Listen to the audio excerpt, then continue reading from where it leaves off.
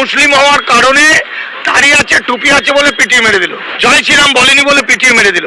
আজও 56,000 কেন 56 লাখ প্রাণ দিতে পারে প্ল্যাটফর্মে ব্যাপকভাবে ছড়িয়ে দেয়, যা তাৎক্ষণিকভাবে আমজনতার দৃষ্টি আকর্ষণ করে। জানা গেছে, ঘটনাটি ভারতের উত্তরপ্রদেশের মুজফ্ফরনগরের খালাপাড় এলাকার একটি গলিতে ঘটে। আশঙ্কায় ছিল ভারত সরকার। বিশৃঙ্খলা এড়াতে ঢেকে দেওয়া হয় উত্তরপ্রদেশের সাম্ভালের 10টি মসজিদ, যে তালিকায় ছিল শহরের ঐতিহাসিক শাহী জামে মসজিদ সহ আরো বেশ কয়েকটি মসজিদ। বাংলাদেশের মুসলিমরা নাকি হিন্দুদের উপর আক্রমণ করে, হিন্দুদেরকে থাকার জন্য জায়গা দিতেছে না, বাংলাদেশকে নিয়ে এমন গুজব করে ইন্ডিয়ার মিডিয়াগুলা। এখন ইন্ডিয়ার মিডিয়াগুলো কোথায় আছে? এখন তারা কোথায়? তারা দেখে না কিভাবে মুসলিমদেরকে অত্যাচার নির্যাতন করতেছে ইন্ডিয়াতে। এখন কেন তারা সংবাদ করে না আন্তর্জাতিকভাবে, এবং তারা এই বিষয় নিয়ে কেন কথা বলে না? কারণ তারা হইতেছে উগ্রবাদী হিন্দু, যার কারণে বাংলাদেশের মুসলিমদেরকে নিয়ে তারা মূলত একের পর এক মিথ্যা ভিডিও বানিয়ে এড়িয়ে প্রচার করে। তাদের কাম হচ্ছে বাংলাদেশকে এবং মুসলিমদেরকে নিয়ে গুজব তৈরি করা। দেখেন, একজন মুরব্বী তিনি তো বলেছেন যে তিনি দাড়ি টুপি পরার কারণে তাকে হত্যা করার জন্য করে, এবং তাদের দেশে তাদেরকে যে ধর্মের যে ভাষণ আছে জয় শ্রীরাম, সেই ভাষণ না বলার কারণে তাকে হত্যা করা পর্যন্ত হুমকি দেয়। এবং তারা এখন সেই বিষয় নিয়ে তারা এখন ঐক্যবদ্ধভাবে আন্দোলন করতেছে। তাদের বিরুদ্ধে এখন নতুন করে আইন পাস করছে নরেন্দ্র মোদী সরকার, যার কারণে এখন মুসলিম যারা আছে তারা আন্দোলন করতেছে রাস্তায়, এবং তাদের উপর নির্যাতন করতেছে নরেন্দ্র মোদী সরকার। মূলত তাদের কাহিনী হলো যে ইহুদিদেরকে যেভাবে হত্যা করেছে, ভারতের মুসলিমদেরকে এভাবে হত্যা করতে চায়, এমনটাই অভিযোগ করেছেন এই মুরব্বী চাচা, এবং তিনি তাদের দেশেরই নাগরিক। এটা কিন্তু কোনো বানানো ভিডিও না, কারণ ইন্ডিয়ার কতগুলো মিডিয়া আছে এরা বলবে যে বাংলাদেশের ইউটিউবাররা গুজব ছড়ায়। এটা কোনো গুজব না, আপনাদেরকে প্রমাণ সহকারে দিয়েছে। আপনারা চাইলে যে সংবাদে এই ভিডিওটা প্রচার করেছে আপনারা সেটাও দেখতে পারেন সার্চের মাধ্যমে। এবং আপনাদেরকে আরেকটা ভিডিও দেখাবো, ইন্ডিয়াতে যে আসলে নারীরাও যে নিরাপদ নয়, দেখেন হিজাব কীভাবে টেনে খুলে ফেলেছে, সেই ভিডিওটা আপনারা দেখছেন।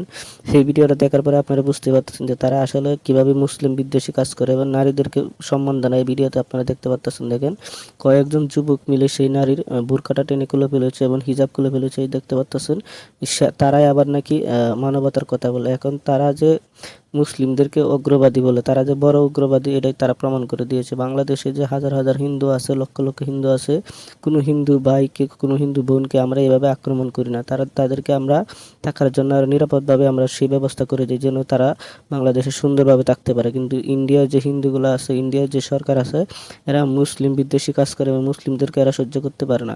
এরা অন্য কোনো ধর্মকে সহ্য করতে পারে না। এরা শুধুমাত্র হিন্দু ধর্ম নিয়ে তারা থাকে এবং তাদের এক ধর্মকে তারা বিশ্বাস করে, অন্য কোনো ধর্মকে স্বাধীনভাবে পালন করতে দিতে চায় না। এটাই তারা প্রমাণ করে দিয়েছে এই ভিডিওর মাধ্যমে। আরও অহরহ অনেক কিছু ঘটেছে যেগুলো ভিডিও আসলে মিডিয়াতে আসে না, কিন্তু যেগুলো আসেছে এটি আপনাদেরকে দেখানোর চেষ্টা করেছি।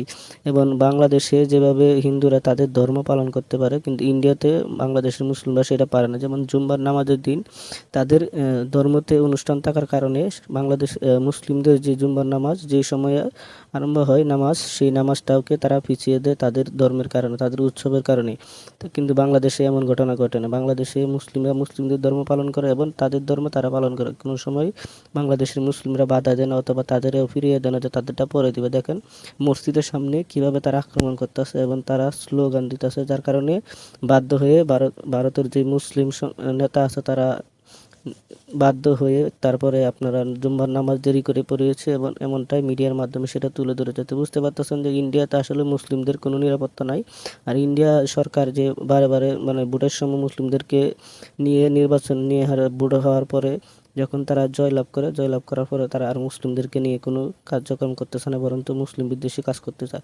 এবং ইন্ডিয়াতে যতগুলো মসজিদ আছে সেই মসজিদগুলো তারা ভেঙে মন্দির বানাতে চায়। এটাই এই ভিডিওর মাধ্যমে আপনাদেরকে জানানোর চেষ্টা করছি। আশা করি আপনারা বুঝতে পারছেন। যারা বাংলাদেশ ও মুসলিমদেরকে নিয়ে ষড়যন্ত্র করতে আছে, আপনারা এই ভিডিওটি দেখার পরে আশা করি আপনাদের আর বোঝার বাকি না। এবং ইন্ডিয়া যে সবসময় মুসলিম বিদ্বেষী কাজ করে এটা আপনারা বুঝে গিয়েছেন। তাই আজকের ভিডিওটা সর্বোচ্চ শেয়ার করে সবাইকে দেখার সুযোগ করে দেবেন। চ্যানেলে নতুন আসলে অবশ্যই চ্যানেলকে সাবস্ক্রাইব করে পাশে থাকা অল বাটনটি বাজিয়ে রাখবেন, আর অবশ্যই লাইক করতে ভুলবেন না। আজকের এই ভিডিওটা সর্বোচ্চ শেয়ার করে সবাইকে দেখার সুযোগ করে দেবেন। সবাই ভালো থাকবেন, সুস্থ থাকবেন। আল্লাহ হাফেজ।